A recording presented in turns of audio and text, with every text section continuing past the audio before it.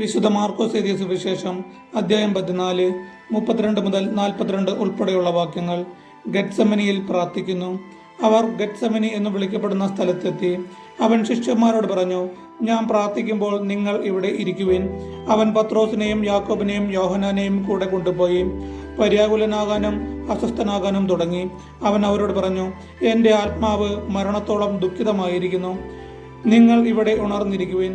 അവൻ അല്പദൂരം മുന്നോട്ട് ചെന്ന് നിലത്ത് വീണ് സാധ്യമെങ്കിൽ ആ മണിക്കൂർ തന്നെ കടന്നു പോകട്ടെ എന്ന് പ്രാർത്ഥിച്ചു. അവൻ പറഞ്ഞു, ആബാ പിതാവേ, എല്ലാം അങ്ങേക്കു സാധ്യമാണ്. ഈ പാനപാത്രം എന്നിൽ നിന്ന് മാറ്റിത്തരണമേ. എന്നാൽ എൻ്റെ ഹിതമല്ല, അങ്ങയുടെ ഹിതം മാത്രം.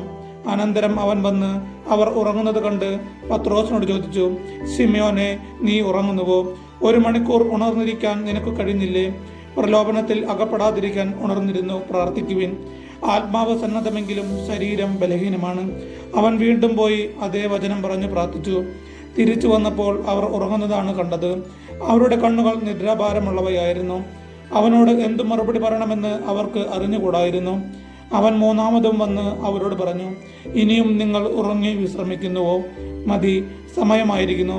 ഇതാ, മനുഷ്യപുത്രൻ പാപികളുടെ കൈകളിൽ ഏൽപ്പിക്കപ്പെടുന്നു. എഴുന്നേൽക്കുവിൻ, നമുക്ക് പോകാം. ഇതാ, എന്നെ ഒറ്റിക്കൊടുക്കുന്നവൻ അടുത്തെത്തിയിരിക്കുന്നു. നമ്മുടെ കർത്താവായ യേശു മിശിഹായ്ക്ക് സ്തുതി.